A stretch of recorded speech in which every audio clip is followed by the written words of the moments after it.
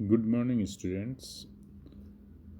आज हम BA part first sociology paper first second Indian society के अंतर्गत topic prohibition of Hindu marriage field of mate selection अर्थात हिंदू विवाह के निषेध नियम विवाह साथी चुनने का क्षेत्र।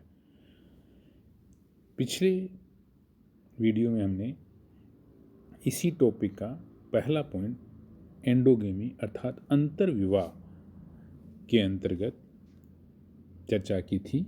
आज हम इस वीडियो में सेकंड टॉपिक बहिर्विवाह एक्सोगेमी पर चर्चा करेंगे।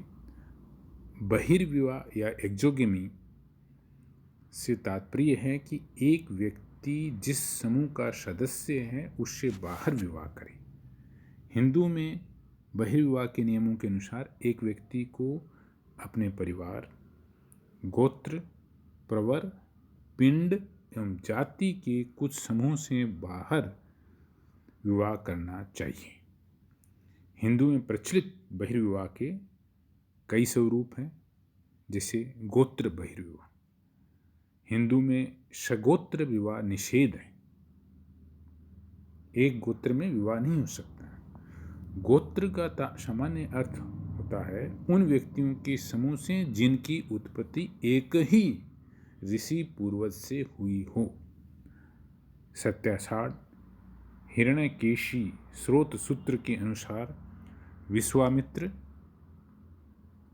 भारद्वाज, गौतम, अत्रि, वशिष्ठ, कश्यप और अगस्त्य नामक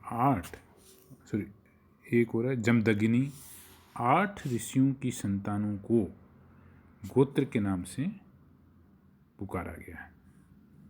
छांदोग्य उपनिषद में गोत्र शब्द का प्रयोग परिवार के अर्थ में हुआ है। गोत्र शब्द के 3 या 4 अर्थ हैं, जैसे गौशाला, गायों का समूह, किला तथा पर्वत आदि इत्यादि। इस प्रकार एक घेरे या स्थान पर रहने वाले लोगों में परस्पर विवाह वर्जित था। गोत्र का शाब्दिक अर्थ होता है गो प्लस त्र अर्थात गायों के बांधने का स्थान, गौशाला या बाड़ा अथवा गोपालन करने वाला समूह है। जिन लोगों की गायें एक स्थान पर बंधी थी उनमें नैतिक संबंध बन जाते थे और संभवतः वे रक्त संबंधी भी होते थे, अतः वे परस्पर विवाह नहीं करते थे। इस प्रकार एक गोत्र के सदस्यों द्वारा अपने गोत्र से बाहर विवाह करना ही गोत्र बहिर्विवाह कहलाता है, या इसको इंग्लिश में एक्सोगेमी कहते हैं। दूसरा स्वरूप है बहिर्विवाह का सप्रवर बहिर्विवाह। गोत्र से संबंधित ही एक शब्द है प्रवर, जिसका वैदिक इंडेक्स के अनुसार शाब्दिक अर्थ है आह्वान करना। प्रसिद्ध समाज वैज्ञानिक PH प्रभु का विचार है कि प्राचीन समय में अग्नि पूजा और हवन का प्रचलन था। हवन के लिए अग्नि प्रज्वलित करते समय पुरोहित अपने प्रसिद्ध ऋषि पूर्वजों का नामोच्चारण करता था।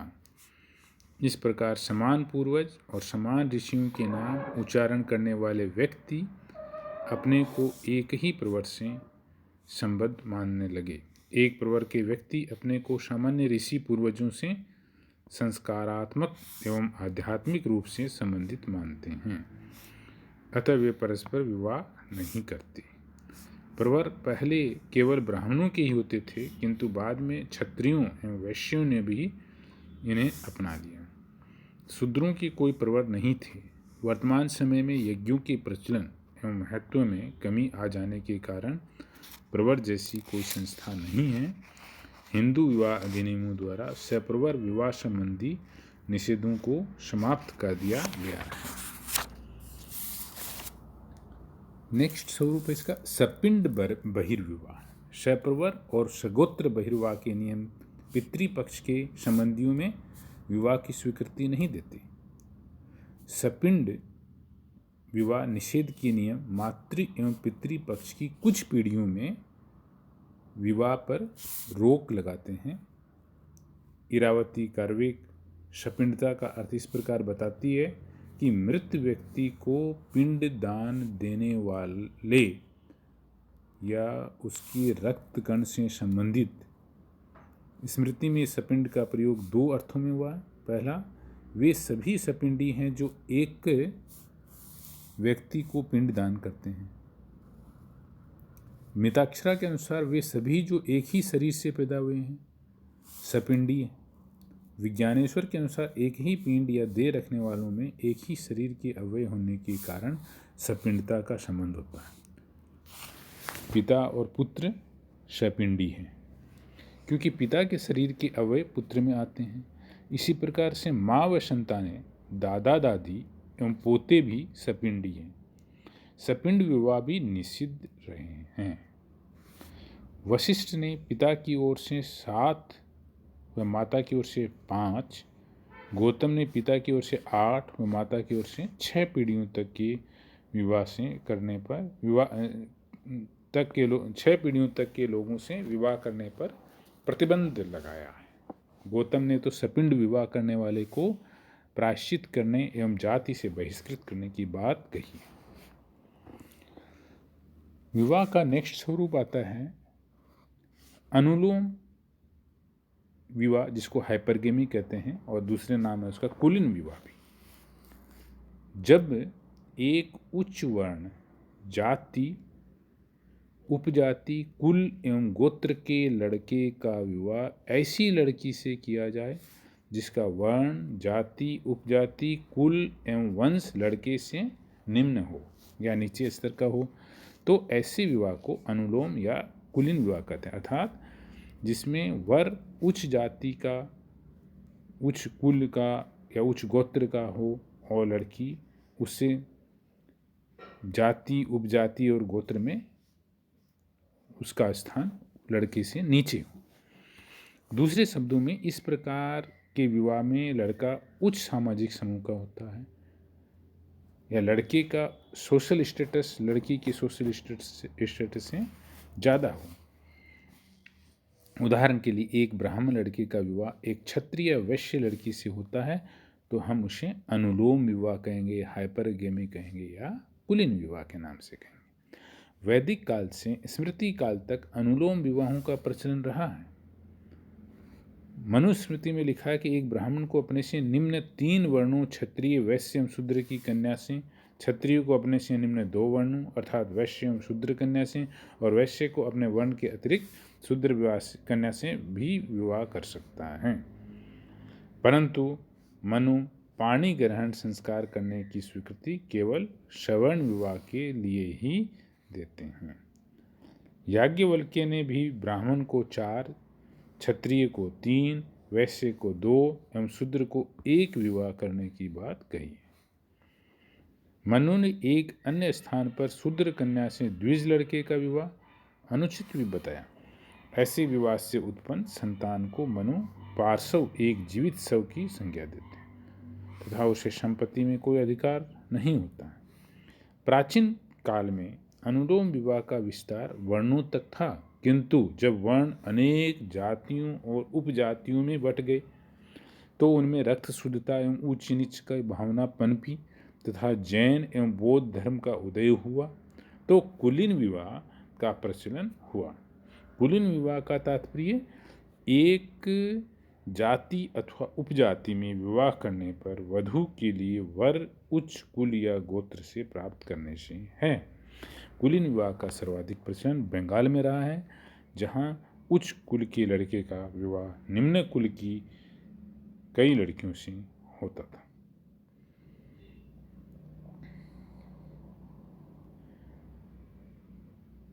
कुलीन या अनुलोम विवाह के क्या प्रभाव हुए समाज पे? तो उच्च कुलों में लड़कों की कमी। जब निम्न कुल की लड़कियों का विवाह उच्च कुल के लड़कों से किया जाता है तो इसके परिणाम स्वरूप ऊंचे कुल की लड़कियों के लिए लड़कों का अभाव हो जाता है और उन्हें अविवाहित ही रहना पड़ता है। दूसरा इम्पैक्ट यह हुआ नीचे कुलों में लड़कियों की कमी। नीचे कुल के सभी लोग जब अपनी कन्या का विवाह उच्च कुल में कर देते हैं तो नीचे कुल के लड़कों के लिए कन्या का अभाव हो जाता है और कई लड़कों को अविवाहित ही रहना पड़ता है। तीसरा इम्पैक्ट बहुपति एवं बहुपत्नी विवाह का प्रचलन। ऊंचे कुल के लड़कों से नीचे कुल के सभी लोग अपनी कन्या का विवाह करना चाहते हैं। ऐसी स्थिति में उच्च कुल में बहुपत्नी विवाह का प्रचलन होगा और दूसरी ओर नीचे कुल में लड़कियों का अभाव होने पर बहुपति विवाह का प्रचलन होगा। वर मूल्य प्रथा। जब नीचे कुल वाले ऊंचे कुल के लड़कों को वर के रूप में प्राप्त करना चाहते हैं तो उच्च कुल में लड़कों का अभाव हो जाता है। ऐसी स्थिति में वहाँ वर मूल्य प्रथा का प्रचलन बढ़ जाता है। बेमेल विवाह। अनुलोम विवाह के कारण ऊंचे कुल में लड़की का विवाह कभी कभी प्रौढ़ या वृद्ध व्यक्ति के साथ भी कर दिया जाता है। बंगाल एवं बिहार में उच्च कुल के कई लड़कों के तो 100 तक पत्नियां होती थी, जिन्हें याद रखने के लिए रजिस्टर रखना होता था। कई बार तो वधू की आयु वर की पुत्री के बराबर होती। बाल विधवाओं में वृद्धि। अनुलोम विवाह के कारण ऊंचे कुल के पुरुषों की कई पत्नियां होती है। ऐसे व्यक्ति की मृत्यु हो जाने पर समाज में बाल विधवाओं की संख्या बढ़ जाती है। बाल विवाह का प्रचलन। अनुलोम विवाह में प्रत्येक पिता ये चाहता है कि उसकी कन्या का विवाह उच्च कुल के लड़के से हो, अतः ज्यों ही कोई योग्य वर मिला कि कन्या का विवाह करवा दिया जाता है। कई बार तो 4-5 वर्ष से कम आयु की कन्याओं का भी विवाह कर दिया जाता है। कन्या मूल का प्रचलन। अनुलोम विवाह के कारण नीचे कुलों में कन्याओं का अभाव हो जाता है, जिसके फलस्वरूप कन्या मूल्य का प्रचलन होता है। सामाजिक बुराइयां। अनुलोम विवाह प्रथा ने समाज में रूढ़िवादिता तथा सामाजिक, पारिवारिक एवं व्यक्तिगत जीवन में अनेक समस्याओं को उत्पन्न किया। नेक्स्ट, इसका जो अनुलोम विवाह का उल्टा या विपरीत है, जिसका नाम है प्रतिलोम विवाह अर्थात हाइपोगेमी। अनुलोम विवाह का विपरीत रूप प्रतिलोम विवाह है। इस प्रकार के विवाह में लड़की उच्च वर्ण, जाति, उपजाति, कुल या वंश की होती है और लड़का निम्न वर्ण, जाति, उपजाति, कुल या वंश का। उल्टा हो गया उसका अनुलोम विवाह का। इससे परिभाषित करते हुए केएम कपाड़िया, प्रसिद्ध समाज वैज्ञानिक, कहते हैं कि एक निम्न वर्ण के व्यक्ति का उच्च वर्ण की स्त्री के साथ विवाह प्रतिलोम विवाह कहलाता था। उदाहरण के लिए यदि एक ब्राह्मण लड़की का विवाह किसी क्षत्रिय, वैश्य अथवा शूद्र लड़के से होता है तो ऐसे विवाह को हम प्रतिलोम या हाइपोगेमी कहते हैं। इस प्रकार के विवाह में स्त्री की स्थिति निम्न हो जाती है। स्मृतिकारों ने इस प्रकार के विवाह की कटी आलोचना की है। ऐसे विवाह से उत्पन्न संतान को निषाद कहा जाता था। हिंदू विवाह वैधता अधिनियम 1949 और 1955 के हिंदू विवाह अधिनियम में अनुलोम या प्रतिलोम विवाह दोनों को ही वैध माना गया है।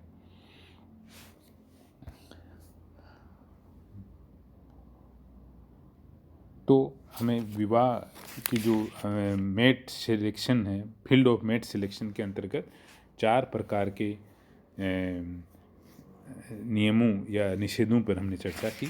पहला अंतर्विवाह, दूसरा बहिर्विवाह के अंतर्गत गोत्र बहिर्विवाह, सप्रवर बहिर्विवाह, सपिंड बहिर्विवाह, और तीसरा है अनुलोम हाइपरगेमी और प्रतिलोम हाइपोगेमी। तो इसके बारे में ये छोटे क्वेश्चन भी आ सकते हैं और बड़े क्वेश्चन भी आ सकते हैं और वेरी शॉर्ट टाइप क्वेश्चन भी आ सकते हैं और सब मल्टीपल चॉइस सभी टाइप के क्वेश्चन बनते हैं। ये बहुत इम्पोर्टेंट टॉपिक है समाजशास्त्र में। Thank you.